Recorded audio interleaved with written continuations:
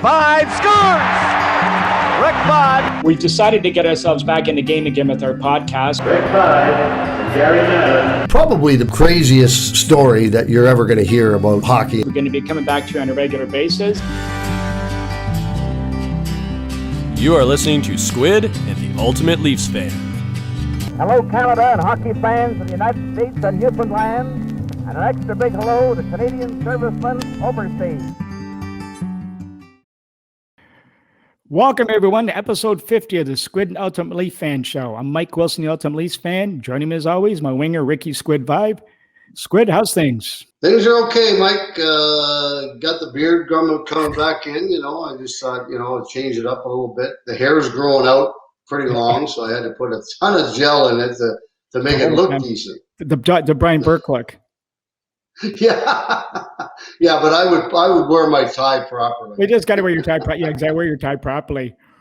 Well, today is report card day. This is the last day of school. So what we're doing is we're talking about anyway. We will be going on. By the way, we have summer school. Me and Squid, but for the regular students, today's summer starts for these kids. So report card time with our player performance. How would you rate the team performance overall for the year? Well, the regular season, I think you got to give them probably an A for sure, if not an A plus. They led the whole division. They played extremely well. Their goals against was excellent. Their goals for was top the division anyway. So I'd have to say A plus probably for the regular season for sure. And those other 7 games. Then it kind of switched around a little bit. Yes. I would say, you know what, I as bad as it was for them to lose in 7 games, I think overall, I probably would give them a B plus because I don't think they played as bad as everybody perceives that they played just because they lost. They were close games, those last 3 games, and I don't believe that they played as poorly as everybody thinks they did in those last 3 games. No, yeah, that's the point. One bounce in Game 5, it's over, and Montreal wins one game only. And Toronto may be sitting here having swept Winnipeg, and everybody's talking about them rolling through. That's the game of inches that everybody talks about. Which brings me to my next point: is one of the toughest things playing in Toronto is everything is measured against the Stanley Cup, even though they haven't won it for so long. That's all they ever measure it by. It's the goal of every team, we know that. But the constant reminder, anytime the name is brought up, the Stanley Cup, that is, has to be a burden on the player. Players do not need to hear this on a daily basis. You played in an era that was very trying, not only with the issue of not winning, but some questionable management and ownership, to say the least. Were the players aware of the constant media onslaught about not winning? On your teams? You know what? I think yes and no. First of all, back, there wasn't that many. It wasn't like today where there's 5 or 6 different talk shows talk mainly about the Maple Leafs and so on. You had a couple of television stations. The reporters would show up with the cameras and do interviews and that sort of thing.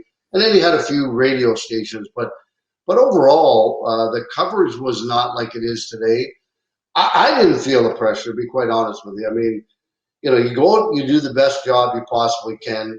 And then, I always looked at it as, look, it starts at the top, and the guy at the top is a cheap son of a bitch, and he's doing a poor job hiring people, and he's doing a bad job. So, it starts at the top, and once you get to the players, which are 3 layers down, then, there's only so much that the players can do. Now, as a team, did you guys ever talk about this? Yeah, sometimes. We'd get together sometimes and, it would come up in conversation. I don't think it was something that was constantly on our minds, Mike. It was more something that would come up in a conversation as we were sitting around talking and that might come up. But I don't remember our guys talking a whole lot about the pressure of playing in Toronto. I think it was more about what was going on in Toronto at the time and the leadership from the top down. I think that's what the discussions that we would have it would be more about that than it would be about the pressures of winning a Stanley Cup. Well, the sort of the last thing I have on this point where I was leading this to now is as captain. Did you ever notice maybe one of the younger players, the guy wasn't from Toronto or wasn't really aware of what's going on in Toronto? I have to pull a guy aside and just say, look, just keep playing your game, ignore what you're reading, because we know you're going through a rough time, but just ignore it. All the time. it was constant. I mean, it was like, and guys would be struggling, and then you just say, hey, listen, why don't we go for lunch, you and I, tomorrow, Yep. and after practice, and we'd sit down, and I did that multiple times, and all you could say to the kid is like, look, just go out, do your job. Don't worry about all the distractions that are going on around you and everybody else. Just go and play your game, and don't worry about that. Try to put it away. Unfortunately, we had a lot of young guys that couldn't put those things away, Mike. Yeah. I mean, Yeah, it I haunted get you. them. And Yep. and it was very, very difficult for these young kids to get through that, unfortunately. No, and that's the whole point of this, and we'll get into this when we start talking about some of the players. But in defense of those players too, yeah, they had a bad end of the season, but drives me crazy. It is the media's appetite to remind us of how long they haven't won. Okay, it's a talking point, but let's put it in perspective. When all those cups were won, the game was different, less teams. The imbalance between a first liner and a fourth liner was dramatic. I mean, today the elite player still stands out, but the separation in a lot of cases is minimal. The game's better today. The NHL is most competitive professional league in North America. And that's what people have to understand. A 31, soon to be 32 team league has 25 or 26 teams in the hunt for a playoff spot every year during the schedule. And when the playoffs begin, anyone can win, which is why the game is the best. The NBA has 4, maybe 6 teams that can win every year. Major League Baseball, 20 teams are out of the playoff race before the end of May. And the NFL is the same half. No, honestly, it's true. Yeah, Baltimore you're right. Look at Baltimore. Hasn't even played 60 games, and I think they're 20 games out of first place. So they're done pretty much. I mean, it's embarrassing. In the NFL, it's the same half dozen teams with a chance to win every year. There's no parity. So, yeah, the odd team will get a fluke and they'll go on a run and be the story. But that's why they are the story, because it doesn't happen so often. So, I mean, just your thoughts on that. Well, I think you're absolutely right. I mean, 100%. I mean, I think it's the most competitive league in pro sports, the elite or the top pro sports, NFL, NBA, Major League Baseball. I don't think there's any question. The parity in the National Hockey League, it's never been like it is today.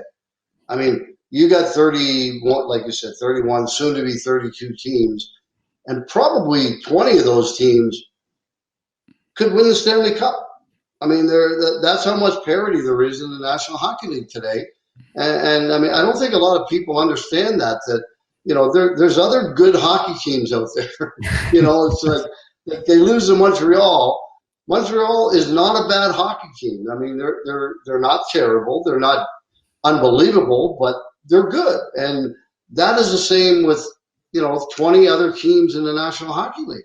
No, you're 100% right. And I mean, the other thing we talking about Montreal, we don't want to give them too much credit, but we'll give them a little bit. Lighting that CN Tower up that day was just absolutely ridiculous. I can't believe that even happened. So let's not even go with that part. But they go on and on about 67. But let's put it all in perspective again. And I'm going somewhere with all this when we get into the player evaluations. It was a 6-team league then. And let's face it, the Leafs and the Canadiens control most of the good players out of Ontario and Quebec. Yeah. On territorial rights alone. They were the only 2 teams in Canada. They bloody well have better been competitive every year. I mean, he's clear about this rivalry with Montreal, and the last time that was 40 years ago. So what? There's no rivalry. Yeah, Austin Matthews probably couldn't have found Montreal on a map 7 years ago. Never mind know anything about the rivalry. I mean, his parents were probably in diapers the last time Montreal and Toronto played. But who cares? But why do they? I mean, it's just constant. And I'm not making excuses for them because they didn't play well at the end. But you got to live with this. And you came from a hockey area in Vancouver and moved to Toronto. You saw it. None of this has anything to do with what this team is doing, this other stuff. You went through it yourself coming from Vancouver to Toronto, and just all of a sudden the shock of all the interest all of a sudden this team has everywhere you went. Yeah, absolutely. I mean, there's no question. I mean, I think probably the most popular team in the world from the National Hockey League, at least. And I don't think anybody compares to them. I mean, like I always look at them and I go, okay, if it was Major League Baseball, the Leafs would be the New York Yankees, and Montreal would probably be the Boston Red Sox, and that would probably be the way they would go. Like Toronto being the most popular, Montreal probably second, and that's just the way it is. And you know, unfortunately, you have to live with that. But I don't know why so much emphasis is put on, you know, the last time they won the Stanley Cup, as you said, it was 6 teams. They controlled all the players in the province, and so did Montreal and Quebec. They got all the French players. They didn't allow them to go anywhere else. And then it went to 12 teams. 6 of them were very, very weak. And then, you know, then it started, you know, adding more and more teams. But I mean, I don't know why that discussion still goes on to this day that, well, they haven't won since 67. Yeah, so what? You know what? I mean, It could happen any year, but unfortunately, a lot of things have happened since 1967. And one of them is a horrible owner for quite a few years. Yes. You know, and then some dysfunction in between what's going on now and when Harold Ballard was there. A lot of changes in management, coaches, owners, you name it. I mean, it's been an ongoing cycle for many, many years. Well, think about this. I mean, we've had this discussion with guys on the air on our podcast over the last year that coming to the rink. I mean, all these stories when they just come to the rink. I mean, what's it going to be today? Like, this is supposed to be one of the most iconic. Toronto, by the way, was the 5th most popular team for site viewing and all this kind of stuff in the world, behind 4 major soccer teams. This study that was done last week that just came out a couple of days ago. So here you have this iconic franchise. You're playing for them, the Gardens, all the allure of it all hits you. And then you walk in the dressing room and why can't we get in the room? There's something wrong. Well, the owner is getting a rub down. His feet are getting rubbed by the trainers, so we can't go in yet. Like, I love that. Like, if fans only knew that this was some of the nonsense that was going on a daily basis. And then they're the first ones to be sitting in the bar throwing stuff at the screen because you guys are losing and you can't figure out why. Yeah, well, I mean, that's the thing. I mean, I don't think people realize, you know, all the things that have gone on since 1967. And not just Harold Ballard, but a lot of other things too. I mean, there's been so many changes in management, coaches, you name it, ownership. I mean, it's just ongoing. And but the Toronto Maple Leafs are still very, very popular, and they're at the top of the National Hockey League as far as popularity around the world. Yep, and that's part of what comes to the job, and some of the guys can take it and some people can't live with it. And it's just, you know, it's got to be a constant pressure to have that in your grill on a daily basis. I guess that's where I'm going with that. But we'll get into some of the players in a second. But here we go. We talked a little bit about this on the one thing I'll say, Mike, before we get into that is, and I know I've said it before. I don't know if I've said it on one of our podcasts or not, but the bottom line is if you're playing in Toronto, if you don't have thick skin, you may as well just ask for a trade, because you cannot play in this city of Toronto unless you have thick skin and you can let things roll off your back. Bottom line. Absolutely. I mean, you look at the example of just a baseball player. Look at Vladimir Jr., Guerrero Jr. He comes into play, whatever he was, 6 foot, he weighed like 260 pounds, a 19-year-old kid, grossly overweight. I mean, you compare. I mean, this guy probably had to have a trainer tie up his shoes. And could you imagine? But now look at he lost 40 pounds. He did his job and got himself in shape. And I mean, even our now he's leading the league in everything. Now he's leading the league in almost every category. But my point is, could you imagine if he was a Maple Leaf looking like that? Would he have been gone through? Well, look at the Turk Broda back in him, and he had the weigh-in with Conn Smythe. They had the big weight, and they have weigh-ins and put it in the paper. Could you imagine what a player out of shape would have gone through as a Maple Leaf in the same scenario as we talked about Guerrero, or a hockey player sitting out like this, like Springer, who they just paid $150 million for, and he hurt. I mean, come on, he pulled a muscle on his hamstring or something running to first base. He's been out for 60 games. I mean, give me a break. Well, the funny thing is, Mike, is I've seen that. You know, I mean, Chris Kostopoulos came to camp one year and he was way overweight. They made him ride the bike in the sauna. Mm-hmm. They made him, Billy Lego a couple of times in training camp, made him run up and down the escalator when it was going in the opposite direction. With a dart in his mouth. I saw it all. I saw it all. No, not then. When he was on the bike the one time when Brof told him to go in and ride the bike, and then Brof came in and he had a coffee in one hand, cigarette in the other. Brof said, "If you're not going to try, you may as well leave." He gets up, he goes, "Okay, see you tomorrow." Like with a perfectly straight face, just, "Okay, see you tomorrow." Yeah, it was like, but the point being is these guys, like these guys get a cushion on these other sports, but the Leafs there's no relief or no rope given to any of them. They just look, and any chance they can pounce on you, they do. But when you win, you get it too. So let's go. Unfortunately, it has to go both ways, really. When you're playing in a market like Toronto, and you're one of probably the most popular NHL team in the world, it's got to go both ways. You can't have it one way. You can't get paid big money and have it go one way only.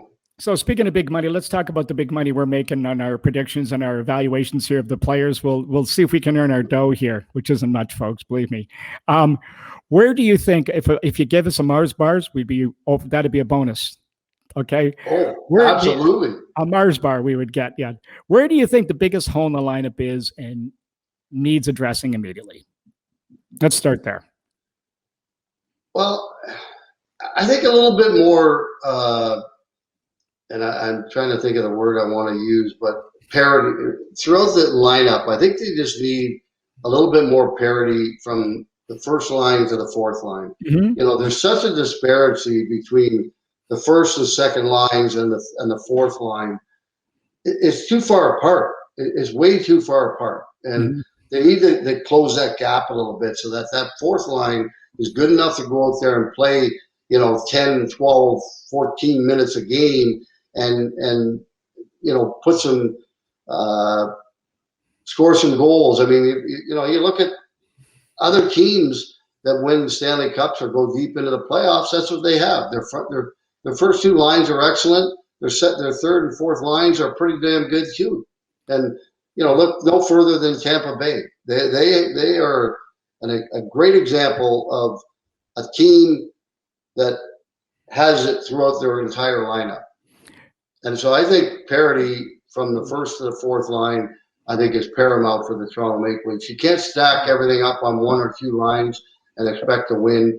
You got to have that secondary third and fourth lines that can go out and they can score. They can turn a game around by playing physical and getting in on the forecheck, turning pucks over, and changing the momentum of the game at some point in time when they have to. No, that's a very good point. I mean, that you're right. And look who beat Toronto in the playoffs is Montreal's fourth line. They did all the damage. Mm-hmm. And look at the line that, as you mentioned, Tampa. I watched that game. I went to the game the other day and watched that fourth line, and man, oh man, they were lights out. But they had Johnson on that line, who was a number 2 center at one point. He's playing on the fourth line and makes a difference. So you're bang on. My thought would have been that's what they need to win a Stanley Cup. Is you got the thing is some guys have to take a different role in order to win, and that's the bottom line. So you take Tyler Johnson. There's a good example. He was a second line centerman a few years ago. Now he's on the fourth line. Why? Because they got better players. And they're on the first line, the second line. He has to move down. He's accepted that, and he's gone out, and he's done an exceptional job as a fourth line centerman. So, that's what it's going to take. You're right. My thought would have been, I'll use that as one of them. The other one I would have thought of would have been in goal. Jack Campbell's solid, but is he durable enough to carry the full schedule when it gets back to 82 games next year? There's lots of goalies available, but most make more than Campbell does. So that's going to be a tough decision. Now, the only reason I said is you got to bring somebody in. Now, Rittich, which we'll talk to, was brought in as a backup. He's a restricted free agent, or I'm restricted free agent, pardon me. Campbell, I think they have to make a decision on, but the point is that he's so endeared and revered by his teammates. It's a tough call if you take the job away from him. Yeah, I think he can handle it personally. I really do. I mean, I don't know, how many games he can play and be effective, but I believe, if you get him into 55, 60 range, somewhere in there, I think he can handle it. Is he going to be Vasilevsky or someone like that? No, of course he's not, because those guys only come around every once in a while, and those guys you have to get in the draft. So if they're going to get a Carey Price or a Vasilevsky or someone like that, it's going to have to be through the draft. It's not going to be through a trade or signing an unrestricted free agent. There's no other way to get a goalie that good than through the draft. We'll get to that in a second. And I mean, the other thing we want to address is talking about behind the bench. We've agreed on that. We've talked about it a couple of times on other shows this week. Getting some help alongside of Keith, whether it's with Paul McLean moving behind the bench full time, whether it's bringing in Bruce Boudreau or Rick Tocchet or somebody along those lines to work with him. But there needs to be a stronger voice in presence with Keith. I think it's essential. I can't disagree with you on that, Mike. I totally agree with you on that. I mean, Sheldon is probably a good coach. Yes, but there's some things that he needs to learn about the National Hockey League and how the game is played in the National Hockey League, how to play certain players and so on and so forth. The only way you're going to get that is by learning from someone who's been there and who's done that.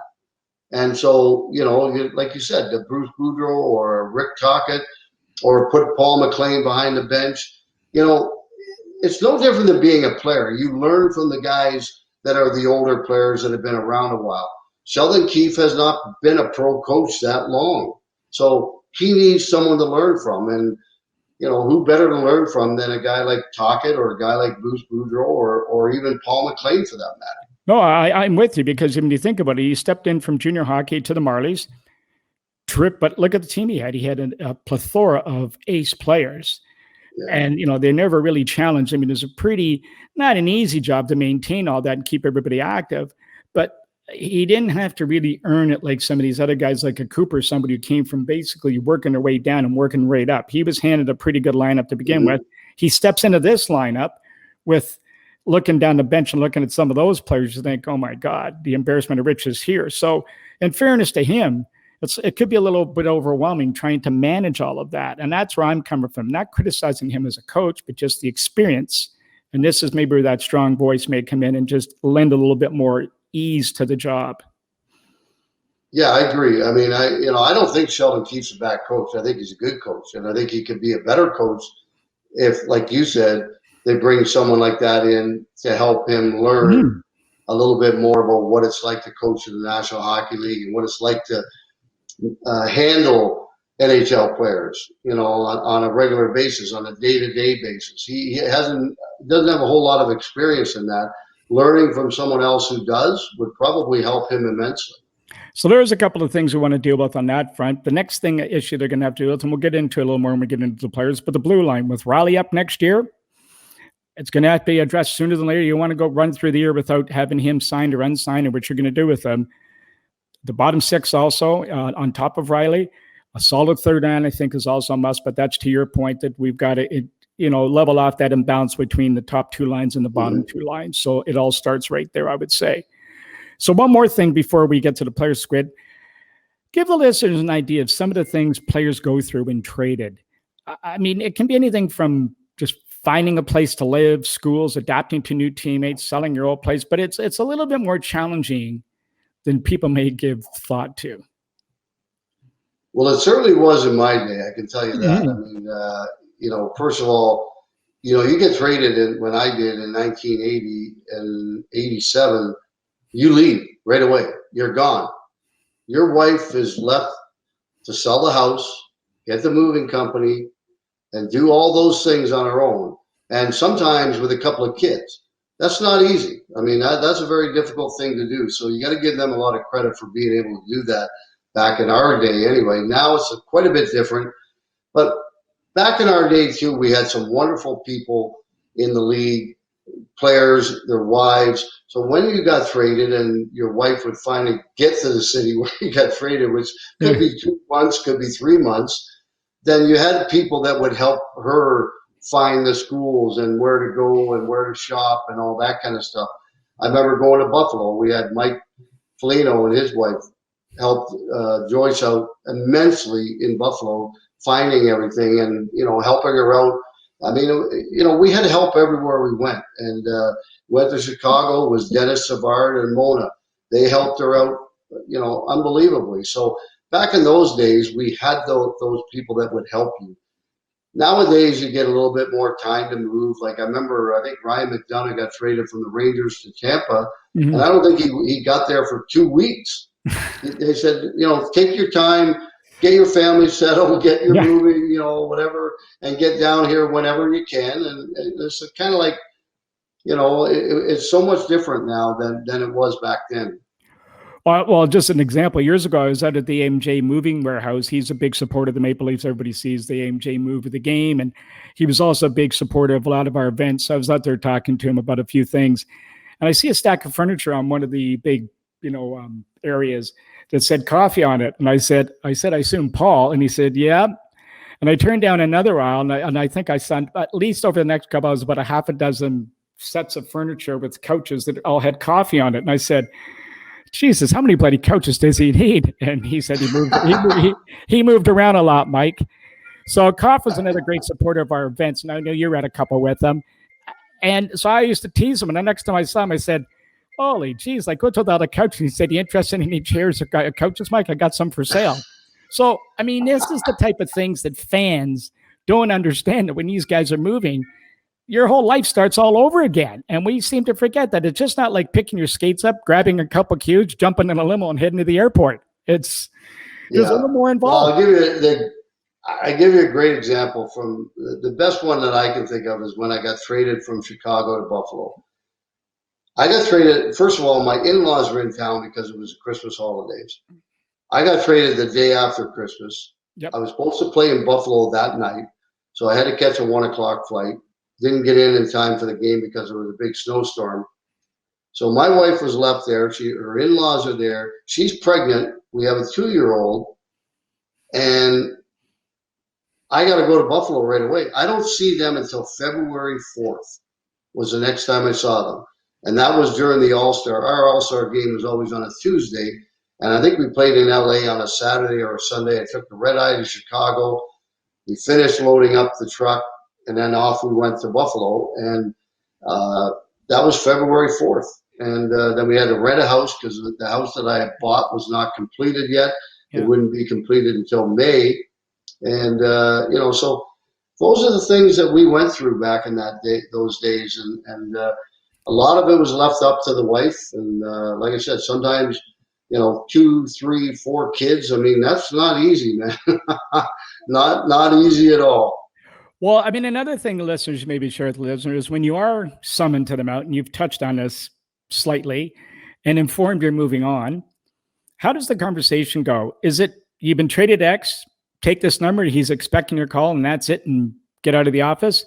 Remember, Ross Courtnall told us that Gordy Stellick told him he was moving on, said, here, write this number down. You don't have a pen. He had grabbed a little scrap of a chocolate bar piece of paper and borrowed a pen off Stellick and writes down Serge Savard's number. Then he was shaking so hard he couldn't dial the numbers when he phoned Savard, and Stellick had to help him. But is that kind of how it all That's goes the way down? It was. That's the way it was. I mean, like I remember Mike Keenan calling me into his office, and it was during our morning skate, and I was called off the ice when it went down. But he made it sound like he was doing me a favor. And he said, we're trading you to Buffalo. And he said, I know you want to be near Toronto for the end of your career. And I said, well, why do you think that, Mike? Because I said, I'm not from Toronto. I played there, yeah, but I'm not from there. Well, I thought you'd like to be. I said, hey, whoa, don't even go any further than that. I said, the only favor you're doing me is getting me the hell out of here. And I might have a better chance of playing in Buffalo than I do here. So thank you very much. And I said something else to him, which I won't repeat. Yeah, we got it. I left. Well, that was going to be my next question, Squid. Any of you hear of any heated conversations between the players after they've been told they've been traded? I mean, I can tell you a couple of beauties from parents of minor teams Ryan played on after their son was cut, and I'm sure you've got a few from Justin's days in minor hockey as well. Those things are ridiculous. I mean, when the parents get involved, especially when they're, teenage kids playing basically AAA hockey, and they're playing for organizations that cost money to buy, like the Marlies and the the Young Nats and the Canadiens and those type of teams. So there was a lot of crap. I remember when I coached the Young Nats minor midget team one year, and I had Sagan and Skinner on that team. Yeah. And Oleksiak was on that team as well. And I mean, the parents, I mean, there was about, like, we had 15 kids. There was probably 6 parents that never said a word. Just, you know, they were happy their kid was playing and so on. 6 that were never happy, no matter what was going on. Yeah. And then the rest of them kind of went one way or the other, depending on what was going on with their kids' ice time and that sort of thing. So you're never going to keep everybody happy in those situations. Well, that's the way it goes. And in the NHL, any memorable conversations or heated conversations between the GM and a player, or he's been informed he's been traded, you can think of? You had one with Keenan, obviously, but anybody else? Yeah, no, that's the only one that I'm aware of. I mean, I don't remember anybody else, you know, having any big blow-ups with the GM or anything. I just remember mine with Keenan, and I wasn't very happy about it, first of all. I mean, I was happy that I was traded to Buffalo because it was going to give me a chance to play, which I wasn't getting in Chicago. I was only playing mainly power play. But other than that, I basically told Mike Keenan how I felt. Yes. And you get the idea, Squid. And then I just walked right out of the office and I was gone. Well, Squid, I think speaking of parents and unhappy parents, I think it's time. They're all very anxious. They're sitting there waiting. They're fidgeting. They're twirling their knuckles and their pens and all that sort of stuff and shaking their coffee. So I think it's time we give the report cards to the kids. So let's start off with goalies. Frederik Andersen, unrestricted free agent, 31 years old. I'll start off. His time, I think, has come. Perform admirably, but he and the team need to change. He's a good goalie, but he just can't elevate his game to the next level with this team. It's a tough place to play, as we've just touched on. His confidence your confidence can vanish in a flash, and I'm afraid a lack of that crept into Freddie's game. He seemed to be fighting the puck most nights. He needs a change. Yeah, all I can say about Freddie is I think he's a great individual, a great person. Yes. He's a good goalie. It's time to move on. And that's all we can say. That's just one of those things that happens in the league, and it happens every day of the week, and this is nothing new. Jack Campbell, we gave him an A. He's got another year at 1.6. He stepped up extremely well. The team believed in him as we went through. We just talked about all that. Played well in the playoffs, lots of confidence, very endeared by his teammates.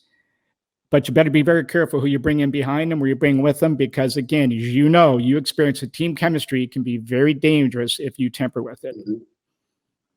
Yeah, absolutely. And I don't know what's going to happen, who's going to be the backup, or who they're going to bring in, or are they going to have Wall as a backup? Which I think, to me, that would be the smart thing to do, because you're not putting pressure on Campbell. That, okay, this guy can take your job at any moment if you start to, fail. So that gives him a little bit more confidence, knowing that it's a young kid behind him. And I think he would perform better under that situation. I'm really interested to see how good this Wall kid is. I mean, he was great in college. He was great with the U.S. National Junior team and the U.S. program. So I was shocked that they didn't give him a shot this year a couple of times when several goalies were hurt, but eventually, I guess we're going to see if he's good enough to play in the National Hockey League. Right, that's a good point. You've brought him up a few times. He's a restricted free agent. They're very high on him, as you know, because they played him a lot with the Marlies this year. They've invested in him in the last couple of years. I think he deserves a shot to earn a number 2 spot. Without even a question, he's got to get a shot. I totally agree. I mean, give him a few exhibition games, get him in. Even throw him into a few regular season games early in the season, see how he handles all that. Go with Jack Campbell, play him 55 to 60 games. If Wall can handle the backup position and come in and play 20, 25 games, and get the job done, well then, there's a perfect scenario. That's exactly right. Michael Hutchinson, he's still in the roster. Good depth insurance at best, but he probably gets exposed to Seattle, to be my bet. David Riddick? Yeah, I would. Well, I mean, if if they're smart, that's who they would leave unprotected. I mean, in David my Riddick, mind. that's I think Hutchinson, unless he gets claimed, he'll be hanging around. He's good depth, and he'll be with the Marlies. David Riddick is unrestricted free agent, 29, makes $2.7 million last year. He's looking for a raise. Was never really given a chance. You say, you know what you say? Bye-bye. Okay.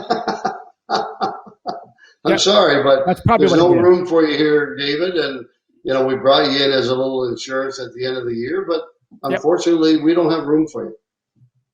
Fair enough. Not at your price tag, anyway. No, that's right. And you'd be making more than Cam, but you can't do that. So, this one, well, this is the young Finnish kid they got also. So let's not forget about him. Now I'm going to butcher his name here. Veini Vihavilian. Don't know what we have with him because we haven't seen him play. But death roll at the Marlies, it seems that he's destined would be logical. Ian Scott is still there. He didn't get, I think, got him one game this year. But I would suggest he's probably headed for Marlies. At the best. Yeah, absolutely. I mean, I think you got to start him there. Give him some games. I mean, and that one thing people I don't think realize is how good the American Hockey League is. Mm-hmm. And if you're a good goalie, you're going to succeed in the American Hockey League. And if you're that good in the American Hockey League, you're going to be able to play in the National League. So they got to see what he can do in the American League first. I think that's the first step. So barring all of that, we now moved on to the defenseman that we don't bring somebody else in. Zach Bogosian, I gave him a B+. He's an unrestricted free agent. He's 31 years old. He made $1 million last year. I think he did his job. Great value. Bring him back for depth alone. I agree, but you got to give him another number. You can't work 22. Fair enough. We'll get Shanny on the phone right after this one. TJ Brody, an A+, I think an A+ right across. He's got 3 more years at $5 million. Terrific acquisition, studied the D, calming influence, was a big impact on Morgan Rielly's game. Couldn't agree with you more. I love the way he plays.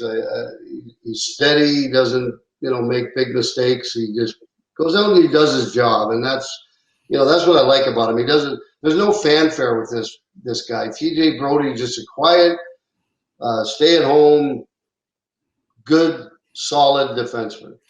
This one I left the footnotes so you couldn't see it so I could get your reaction. Travis Dermott, I gave him a C+ all around. He's a restricted free agent, made less than $1 million, $874,000. He's 24. He's a modern day version of Todd Gill, your old buddy Giller. Takes a number of years to mature, looks to be headed to be a number 5 or 6 solid D-man.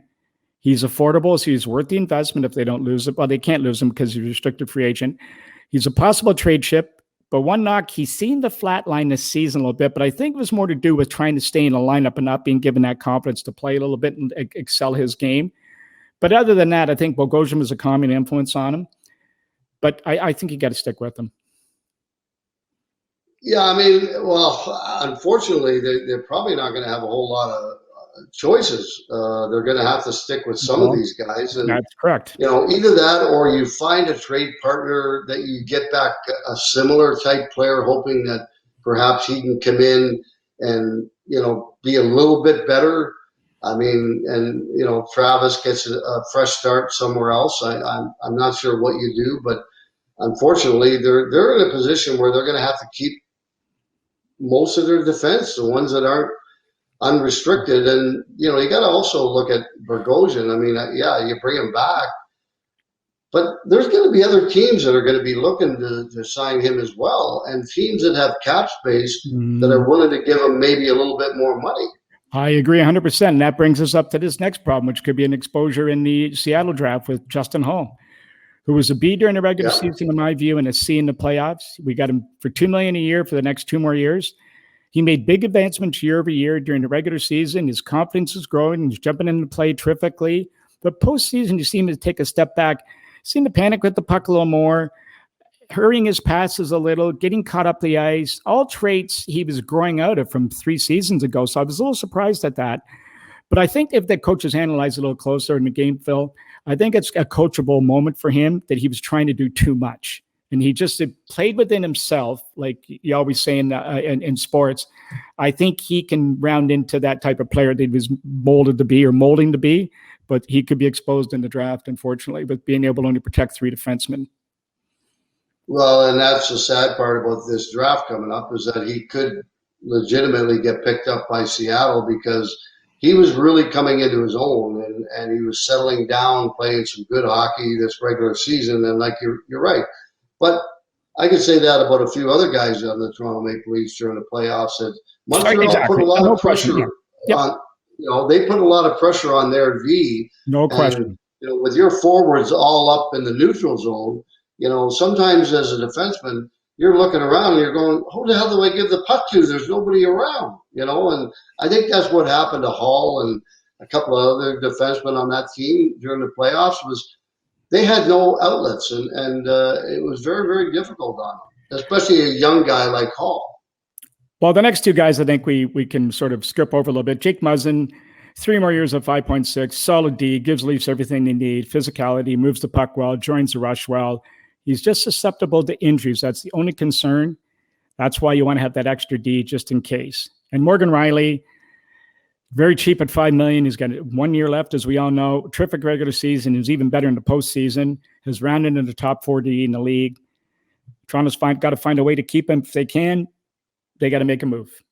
And we all know that. Well, there's the $1 million question or $10 million question, whatever the heck number you want to throw out there is, you want to keep Morgan Riley. Obviously, he's your best defenseman probably, at best offensive, and he's very good defensive. He skates extremely well. Yeah. He's rounded himself into a very, very steady defenseman. And, but again, his contract's up at the end of the season, and next season, what's he going to want? Is he going to want $8 million? Is he going to want $9 million? Probably. And can you afford that? So maybe that's something that you look at during the season, that maybe you have to move him and get back a piece that's a little cheaper or younger and is not going to get paid that kind of money for a number of years. I don't know. I don't know where you go with that.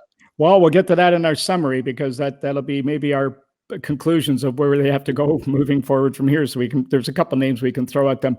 Rasmus Sandin, $894,000 entry level, got another year at this. Small sample size with him. I think he was put in an unfair situation in postseason, which again, maybe a coaching decision that maybe experience may not have done. He looks mature enough to recover from no. Here's one for you. He reminds me of ex-New Jersey D-man Brian Rafalski. Great skater. Outlet pass is good. Could eventually quarterback the power play. It should have been Riley in the playoffs. Another, I think, bit of an error. Jumps into the play extremely well. I say he's a keeper. Good, but you got to work with him. Yeah, absolutely. I think he needs a lot of work. There's no question, but he's young, and you got to give him an opportunity to develop and to mature. You're looking at a teenager. He's 20, I think now, yeah. But basically a teenager, and those guys, they need to mature. They need to mature on the ice, off the ice. Yeah. I think he's a keeper myself, personally. I think I think there's a day that will come in a year or two where you might say that he's the Leafs' best defenseman. Well, you're right, and defensemen take longer to mature, as you know. Liljegren's another example right behind him. Small sample size, but his age is on his side. He's been making small strides, but he seems to flatline every now and then. There's a word we've been using a lot today, but he's a project I think worth investing in for a few more years. No time to give up on him now, I would say. Well, yeah, you invest in him if you're keeping him around the salary that he's at now, and you don't go any higher. He's going to be up and down. He's going to be with the Marlies. He's going to, I think he needs to play.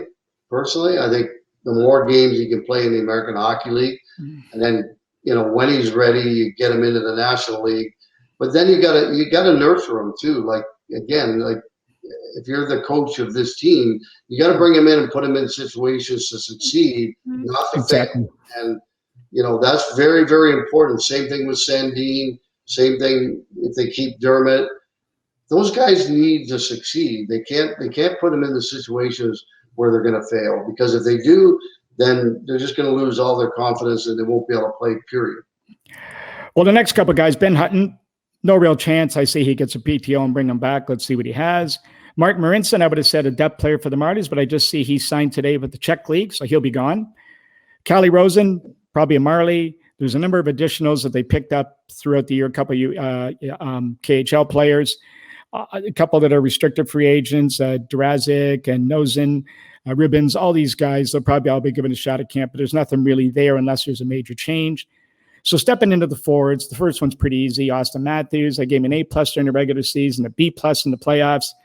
Generational players, showed it all with lots of upside in the regular season, obviously. Postseason, the pucks didn't go in, but not due to the effort. Well, yeah, I mean, there's no, what more can you say? I mean, it's an A+ for me in the regular season. I give him an A in the playoffs. Yeah. If not an A+. I thought he played very well. He played physical. He was in on the forecheck, turning pucks over, had lots of scoring opportunities. The puck just wasn't going in. Didn't go in. It's simple. And, and you got a guy like Carey Price who's stopping him on those great chances that he had. But I wouldn't say that he played any differently. He played extremely well in the playoffs. The production was not there. That was a big difference. That's why he lost half a point for me, because the goals didn't go in. And normally with him, he's a goal scorer. The elite players learn to separate themselves from the rest of the pack. He slowly is doing that. And when he gets that in his game, he will definitely be a force. The next guy is going to be the lightning rod for it all.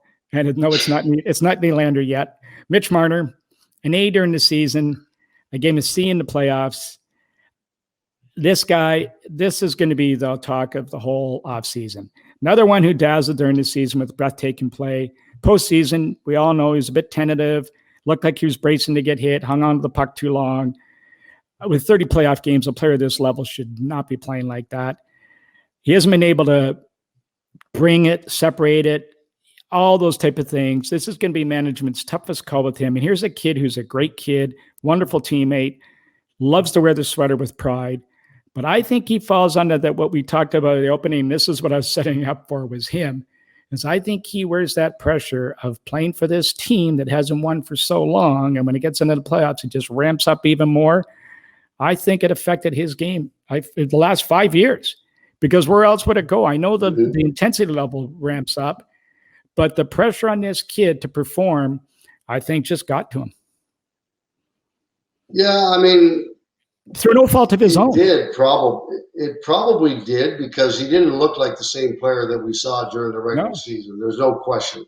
And during the regular season, you're right. I mean, he was an A. He was what was he, fourth in the league in scoring? I mean, in the regular season. I mean, but again, those are things that you have to look at if you're the management, and you have to say to yourself, like, okay, he's a great player during the regular season, but he's been a big failure for us in the playoffs over the past 4 or 5 seasons.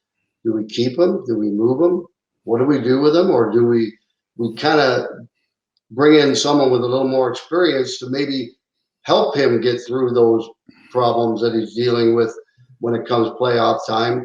And maybe, a more experienced coach being brought in could maybe help him get over that hump. I'm not sure. I'm not sure if that's possible, because I think if you can't handle it and the pressure gets to you to the point where you're not performing the way you should be, like, I'm sorry, that's not going to change, I don't think.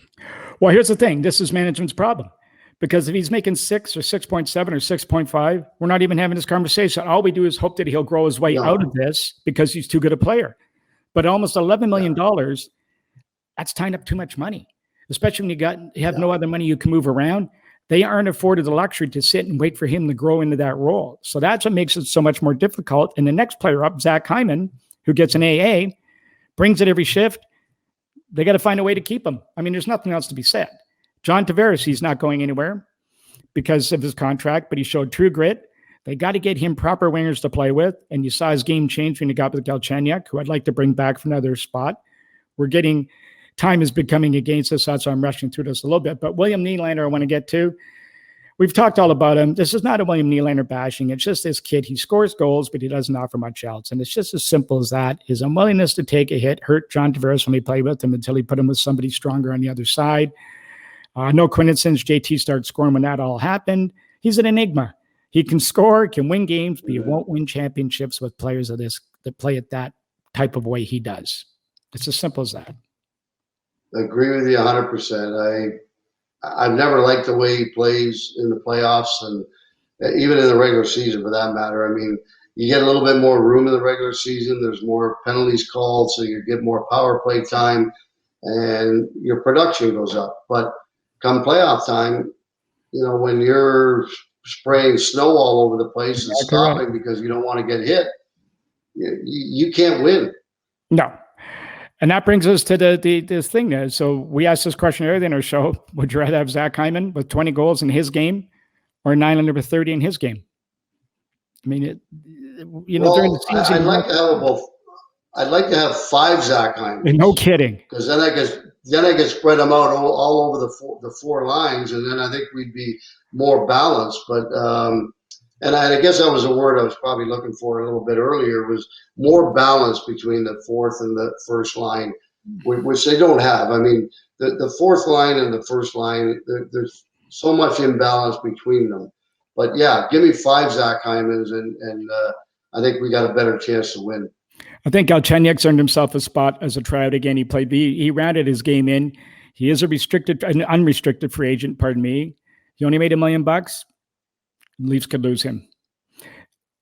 I'd say. Yeah, I mean, the way he played when he came to Toronto, I mean, he's been in a number of places, and everybody's kind of given up on him because of all the things that he's gone through and everything else, which is fine. But he played well in Toronto when he was here for the most part. Will he get an offer somewhere else? I don't know. I mean, but you can't pay him more than what he's making now either. Well, that's the thing, and I think he will get offered a little bit more, which brings us to Alex Kerfoot. We loved his game. His game is actually weaker in the preseason or in the regular season than it was in the postseason. The postseason is a better player, and that's the player they're looking for. Yeah. So, I think he gets put in the third hole next year and leave him there and let him earn that spot and work with it. Raleigh Nash, we don't know what he can do. Nick Robinson, here's an opportunity for him to step up and grab it. He's on an entry-level contract. He's going to be given every opportunity because they need scoring at a cheap rate. So he goes without saying. Yeah. Simmons and Spezza, we both discussed yesterday on our weekly show.